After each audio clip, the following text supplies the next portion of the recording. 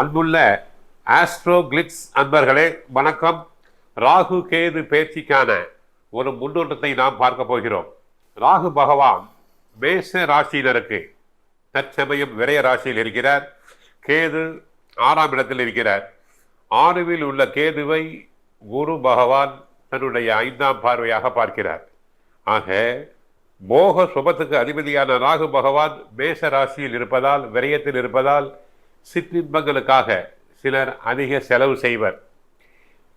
ஆண்களுக்கு குடிப்பழக்கம் மற்ற பழக்கங்கள் அதிகமாக இருக்க வாய்ப்பு. 12ஆம் வீட்டில் எடுக்கும் ராகுவினால் அவ்வப்போது தன்னம்பிக்கை குறையும். உடலில் ஏதாவது ஒரு நோய் வந்து கொண்டே இருக்கும். வீணான கற்பனையான கவலைகள் வந்து போய்கொண்டே இருக்கும். அடிக்கடி அலைச்சல் உண்டாகும், பிரயாணம் உண்டாகும். அடுத்து நீண்ட தூர பயண வாய்ப்புகள் கைகூடி வரும். வெளி மாநில புண்ணிய ஸ்தலங்களுக்கு சென்று வருவதற்கான சூழ்நிலை ஏற்படும். பூர்வீக சொத்து பிரச்சனைகளுக்கு கடின முயற்சியின் பேரில் தீர்வு கிடைக்கும். வாகன பயணங்களில் கவனம் வேண்டும். ராசிக்கு 6ல் அடியெடுத்து வைக்கும் கேதுவினால் பிரச்சனைகள் எதனால் உருவாகிறது என்பதை தெளிவாக புரிந்து கொள்ள வேண்டும். சந்தேக உணர்வினால் பிரிந்திருந்த தம்பதிகள் மீண்டும் இணைவர். வீண் பழிச்சொல். மனைவியை பற்றிய வீண் பழிச்சொல் கணவருக்கு, கணவரை பற்றிய வீண் பழிச்சொல் மனைவிக்கு. தற்சமயம் ஓரளவு கடின முயற்சிகளின் பேரில் ஒன்று சேரலாம். பூர்வீக சொத்து சம்பந்தமான பிரச்சனைகள் சண்டை சச்சரவுகளுக்கு பிறகே சமாதானமாகலாம். ஆக உடல் ஆரோக்கியத்தில் ஏற்ற இறக்கமான சூழ்நிலை. இன்று நன்றாக இருப்பீர்கள், நாளை உடல் அசௌகரியம். அடிக்கடி மருத்துவ செலவுகள் ஏற்படும். வெளி உணவுகளை தவிர்த்து வேண்டும். செயல்பாடுகள் இருந்து வந்த சோர்வு விலகும். தலைவலி, முதுகுவலி சார்ந்த பிரச்சனைகள் ஏற்பட்டு நீங்கும். பொருளாதாரம் அடிக்கடி ஒரு பக்கம் வரவு ஒரு பக்கம் செலவு வரலாம். வருமானத்தை திட்டமிட்டு செயல்படுத்தல் வேண்டும். அதிக அகலக்கால் வைக்கலாகாது. உத்தியோகஸ்தர்களுக்கு விவேகத்துடன் செயல்பட வேண்டும். உயர் அதிகாரிகளிடம் வாக்குவாதம் செய்தல் கூடாது. சக பணியாளர்களின் தனிப்பட்ட விஷயங்களில் கருத்து சொல்லுதல் கூடாது.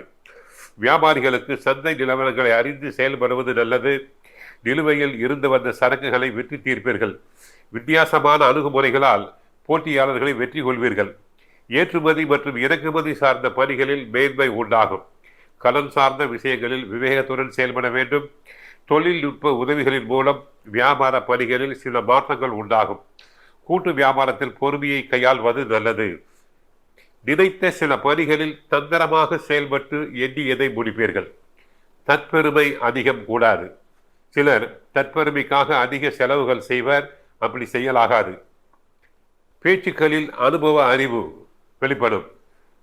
கலைத்துறையில் வித்தியாசமான வாய்ப்புகள். அதாவது ராகு 12ல் இருப்பதால் தற்சமயம் புதிய வாய்ப்புகள் வருவதை போல இருந்து தடங்கலாகும். சினிமா நடிகர் நடிகைகள் மற்றவர்களிடம் நெருக்கமாக பழகுதல் கூடாது. பெண்கள் அன்றாட பணிகளில் சுறுசுறுப்பாக செயல்பட வேண்டும். மனதளவில் இருந்து வந்த கவலைகளை மறக்க முயற்சி செய்ய வேண்டும். ஆக மொத்தம் கேதுவினால் நன்மைகள். வயிறு உபாதை ஏற்பட்டு மருத்துவ சிகிச்சையினால் சரியாகும்.